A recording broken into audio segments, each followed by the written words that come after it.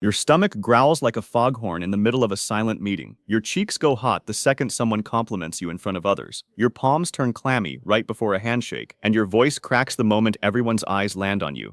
You're calm on the outside, trying so hard to hold it together. So why does your body keep betraying you at the worst possible second? Here's the mystery. Why do blushing, sweating, and stomach noises happen automatically, no matter how hard you try to stop them? That's what we're breaking down today. Here's the strange truth. You can control your words, your posture, even your face, but you cannot consciously control your blush, your gut, or your sweat glands. That's because deep in your brain sits a threat detector called the amygdala, and it cannot tell the difference between a lion and a room full of judging eyes. Both flip the same switch. Adrenaline and cortisol flood your system, and this happens before you even fully register you're embarrassed.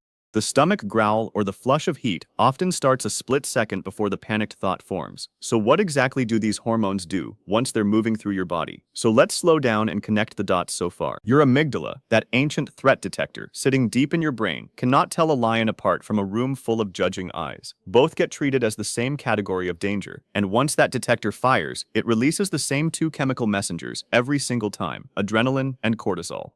That's the one root cause behind everything that's about to happen, not four separate malfunctions. One alarm, spreading outward through your body like ripples from a single dropped stone. The compliment blush, the meeting growl, the handshake sweat, the spotlight voice crack, they all trace back to this same hormonal switch flipping on. So now the real question becomes, how does one chemical signal turn into four completely different physical symptoms, depending on where it lands in your body? Let's start with your face, because that's usually the most visible one. Adrenaline doesn't just float around doing nothing. It acts directly on your blood vessels, and in your face and neck specifically, it causes the small vessels near the skin's surface to widen. That widening is called vasodilation. More blood flow near the surface means more visible redness. That's it. That's the entire blush. It's not a mysterious moral failing showing up on your skin, it's a plumbing response. Blood being pushed toward the surface of your face because your alarm system decided your face needed more blood flow right now. Which sounds strange until you remember why the sympathetic system does this at all. In a real physical threat, more blood near the surface can mean faster reaction, more visible signaling to a group, or preparation for impact. Your body is running a very old subroutine. It just happens to be running it while someone hands you a compliment in front of your coworkers. So the redness spreading across your cheeks during a public correction or an unexpected compliment isn't random. It's adrenaline, doing exactly what it evolved to do, just in a room that isn't actually dangerous. Now here's where it gets interesting, because the same hormonal flood that reddens your face is also reaching your gut at the exact same moment. Adrenaline and cortisol interfere with your digestive system's normal rhythm. Under calm conditions, your gut moves food along in a steady, quiet, predictable wave. But the sympathetic alarm disrupts that rhythm, sometimes speeding it up, sometimes creating irregular contractions. And irregular gut movement is loud. That's the foghorn. That's the stomach growl that seems to arrive with perfect comedic timing in the middle of a silent meeting. It's not because you're hungry, and it's not some embarrassing coincidence.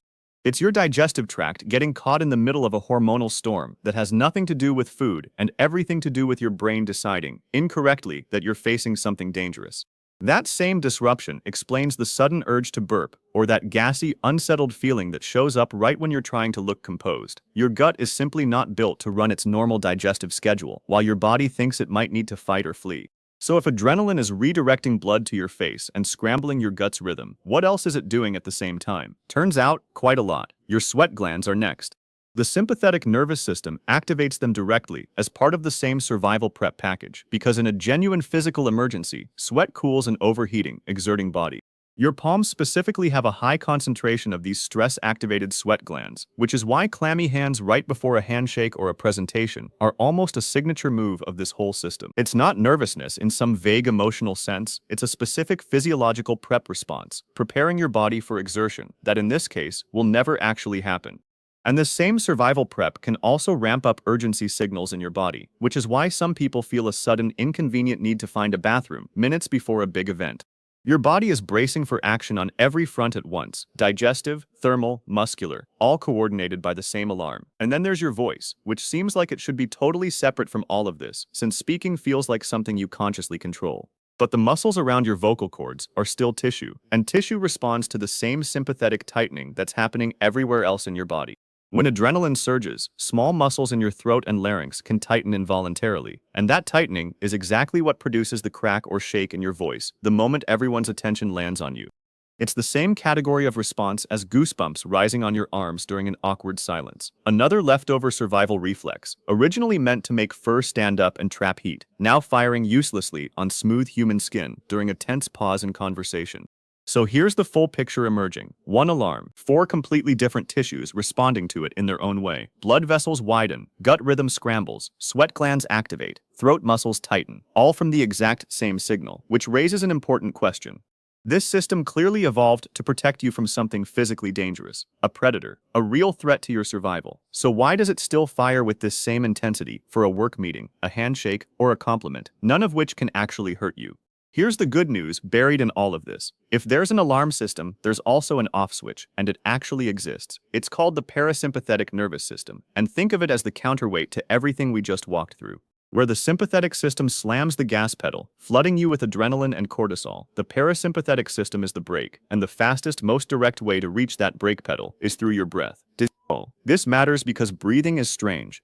It's one of the only bodily functions that runs automatically, like your heartbeat or your digestion, but that you can also step in and control directly whenever you want. That makes it a bridge.